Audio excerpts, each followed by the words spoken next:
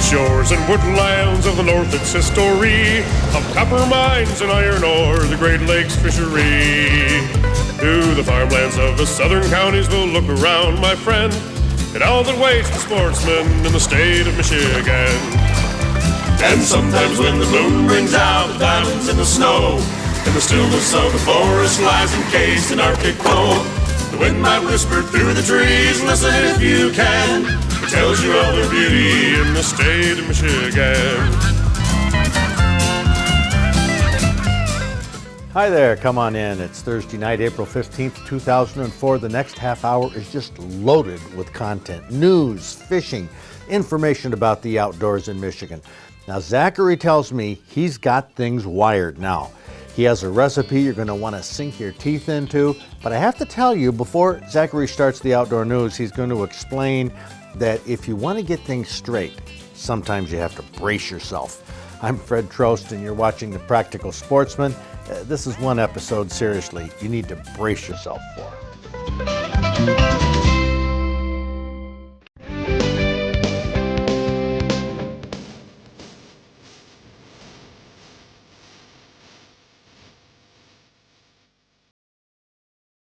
Okay, just for fun, let's play Who Wants to Be a Millionaire for $100. Tonight's featured county lies on the shores of Saginaw Bay. Is it Saginaw County or Bay County? Okay, we'll go straight to the 50-50. Judges, please take away one wrong answer. Well, there you have it. Bay County, located right here at the bottom of Saginaw Bay. Archaeological digs have dated the earliest permanent settlements in this area to 3000 BC. The banks of the Saginaw River at various times were home to the Chippewa, Hopewell, Ojibwe, Ottawa, and Potawatomi Indians. Sacred Indian burial grounds can be found today along the Saginaw River. The first white settlement was pioneered by Leon Trumbull. He accepted an assignment from the federal government to build a house along the Saginaw River. He wasn't impressed with what he considered to be uninhabitable swampland in this area. When he was offered the entire section of land around his home in exchange for his horse, Trumbull turned it down. Bay City, which is the county seat, encompasses all the land that Trumbull could have had for his horse. The Saginaw River dumps into Saginaw Bay at Bay City, making it a central distribution point for shipping on the Great Lakes. Bay City developed because of the lumbering industry, which attracted more sawmills than any place in the state. By 1888, over 4 billion feet of lumber had been sawed, enough to circle the globe 4 times with a 4-foot wide walkway 2 inches thick. After the lumbering boom, shipyards began producing freighters, and Bay City shipyards built United States destroyers and Australian missile vessels during World War II. Bay City was where the Kennedy administration's presidential yacht named Honey Fitz was built. Today, you can see freighters and cargo ships loading sugar, concrete, and other industrial products at this major shipping port. The Saginaw River flows into Saginaw Bay, the southern part of Lake Huron, which is a productive fish factory for commercial and sport fish. The miles of Saginaw Bay shoreline, the numerous rivers and streams, and the farm country of Bay County are productive areas for our Fish and Game Hall of Fame.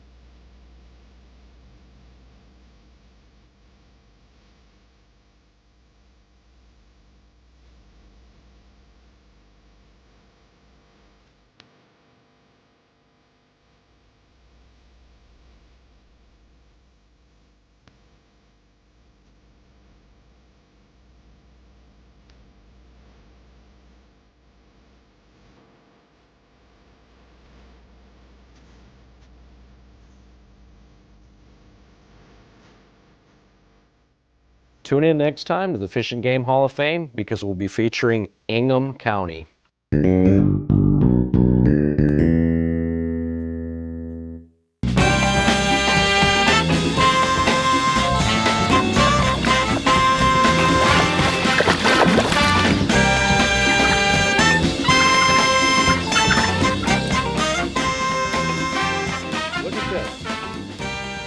guy has pictures of a huge wow, this would have made an awesome full mount. This was a 27-pound gobbler with an 11-inch beard, Oakland County public land.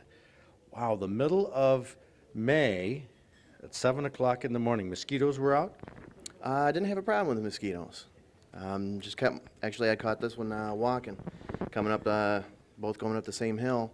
He was on the other side, coming up on the other side of some ferns, and I'd go up the hill a little bit, I'd peek, go up a little more, and I'd peek, and he peeked up too, and he caught me, so I couldn't move, and the closer he got, the further he got into the ferns, and finally he stepped out, saw me, took off down the hill, pulled up and shot him.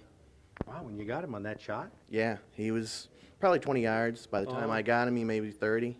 Man, that was something. You didn't get busted on that because they are really cagey. But you know what really amazes? You must be a man of infinite patience. Not at all. Well, then why would you have a shirt that has the Detroit Lions on it? Keep hope alive. That's all I can Keep say. hope alive, huh? Yes. Yeah. Well, He's that's got some great. Huge. Look at the size of the spur on that. Sharp, but ooh, this is weird. The other spur looks like it's been knocked off or something. I think he was a scrapper, so he's fighting pretty hard. Well, I bet. Now, when a turkey goes down like that, you have to remember, have you got a lot of turkeys in your life? This is my first turkey. Okay, you know what hunters do, and we've had some seriously hurt from going up and the turkey is down and they'll grab it by the back legs like you would a pheasant? I can believe that. Back legs. There, I did that again. They only have 2 legs, and they're both in the back, Yeah, but you grab them by the legs, and I tell you, that spur has torn some people up. I believe that. Because They kick? they will keep flopping.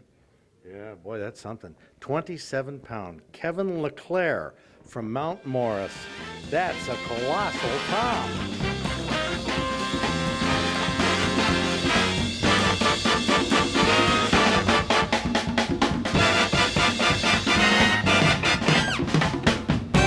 Brent Clark from Howell got a walleye. He went down to the Detroit River. After work at that classic time of year. This happened to be May 1st, the time when they're getting a lot of the big ones, 10:45 in the morning.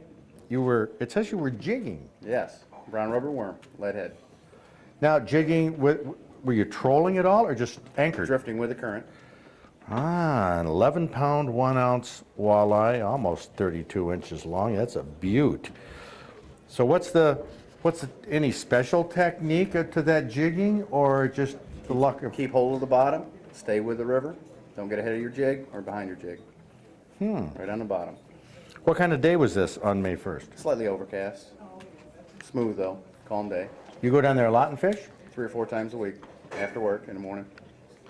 Now hold it, after work in the morning. Work midnights, And where do you work? You're from Howell. Metro Airport, Oh. And then you go from there over to fish, then go home and sleep. leap. Go back back and fix fish. the planes again the next night. I see.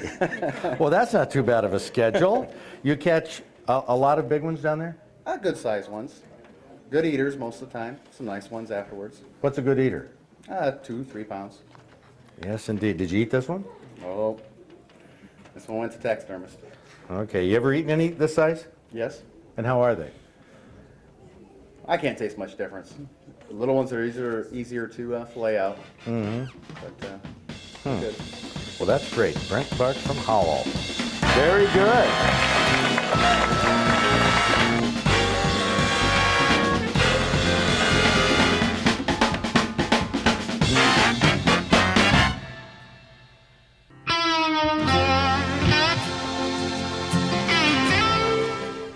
Tonight's recipe was sent to us by Lisa Kolick from Durand, and it uses a pound of any kind of fish. Tonight we're going to use a pound of fresh steelhead trout. We're going to start the recipe by preheating our oven to 350 degrees. I've prepared some Spanish rice here to serve with the fish. You could also use long grain, wild rice, or rice pilaf. Next, we're going to sprinkle a little garlic salt on our fish fillets on each side and then set them in the pan. Soy sauce is also going to have some salt, so I don't really think you need to put a lot on here.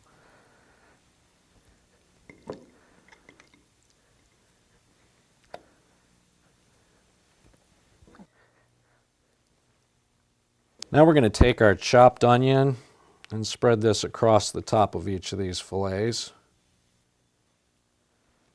Now we're taking a stick of melted butter, pouring it over the top of our fish and onions, and that's why the pan was ungreased. The butter's going to take care of that. Now the recipe calls for a tablespoon of soy sauce dribbled on top of each fillet. That's all there is to it. Well, we've prepared our fillets, sprinkled them with garlic salt, topped them with onion, butter, and soy sauce. It's going to go into a 350-degree oven now for about 20 minutes. And while this steelhead is cooking, we're going to go to Tippy Dam and take a look at some youngsters fishing for steelhead. It's called Suicide Bend on the Manistee River, a place where many a boy has caught his first steelhead. One thing a kid gets is tons of encouragement and advice from every adult within hearing distance, and Dad comes in just to make sure he understands the principle of pumping the rod back and reeling quickly as you lower the rod tip to gain back some line. Lift the pole a little bit. Pull. Now reel fast. There you go. Now pull just a little bit. Real easy. There you go. Somewhere under the surface of the Manistee River is that steelhead trout. Of course, without polarizing glasses, all you see in the water is the reflection of the clouds. Difficult to see where that fish is for us, but all eyes are on it because they know it's coming in. Now Dad springs into action with the net. The men have stopped fishing to coach from the sidelines, and the concerned father calls the plays from the water. Keep your pole up, Justin. Don't dip that far. Don't bring your rod tip all the way down. Now Justin learns another tip from Dad. Justin, I want you to reel really fast and walk toward the river. Walk faster, faster, faster. Now, okay, stop. Nice and easy now. Start to gradually walk back. Don't reel. Just nice and easy. Hold your rod up. Hold your rod up. He's There right you go. here. Hold your rod up. I just caught a glimpse of him. He's a nice fish. Now the net man, Dad, gets coaching from another concerned bystander. I can see him right here. Get over here and net him in shadow. Get him. Get him. Keep him up there. Keep him up there. You got him. Got him. Nice job, little buddy. That's a nice looking fish you got there. Are you tired now? Yeah, What's your name? Justin, Where are you from, Justin? Kingsley, Yeah, what's your last name, Justin? Lisby. Is that your first fish? Yeah, today. Today? This is your first steelhead ever by yourself. You did this one completely by yourself. Are you Papa? I'm Papa. What's your name? Bob. Bob. Excuse me. Excellent. Good job. There you go. Let me see you hold that baby. Yeah. It's going to be heavy. What do you think that weighs? Gosh, I don't know. Mary Acker from behind the camera has just asked this boy to perform a very dangerous maneuver standing next to the water. Another new experience for Justin. Just be careful. Got it? Tight? You know, All right. grab it just like this. There you go. Did anyone tell Justin that this fish is heavy and slippery? The catch and the near release. Now, it wasn't supposed to be catch and release, but now we're dealing with catch number 2. Got it tight? Oh, there's release number 2. You gotta hold it through here with This the is half the challenge here. You just gotta hold it through the gill plate. See, grab it right through there like that with the finger. Then it can't go nowhere, okay?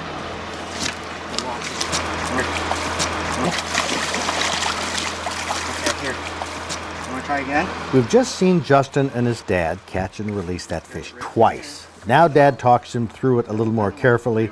That's how a youngster learns. There you go. Grab it, pinch it real tight. Don't worry about your coat. Mom's gonna wash it. All right. Good job, Justin. Justin's got the hang of it now due to a patient father, the encouragement of nearby anglers, and plenty of helpful advice. Keep him up there, keep him up there.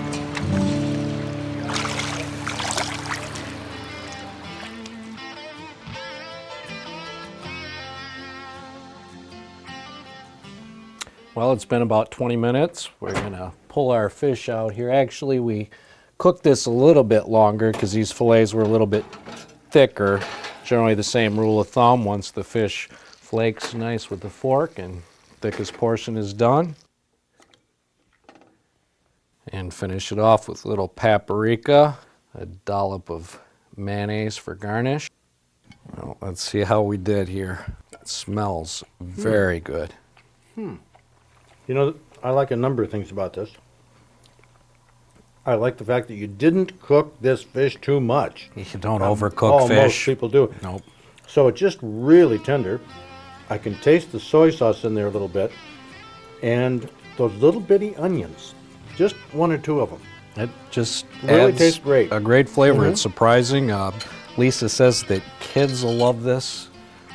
She also says if you love fish, you're going to love this recipe. If you don't like fish, you're going to like this.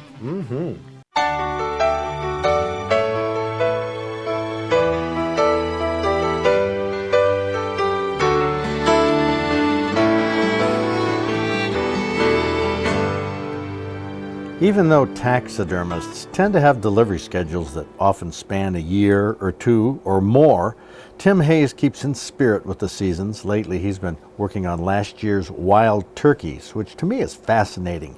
Over the next few weeks, he'll show us some of the key steps in mounting a wild gobbler. So it's starting to look a little bit more like a turkey at this point. Well, that completes the April 15th edition of The Practical Sportsman. You've seen shows in the past where my hair thickness and color changes from segment to segment. Well, this time, Zachary almost bit off more than he could chew, but we'll all get used to it. Get outdoors this weekend. It's a great place to be. We'll see you next week.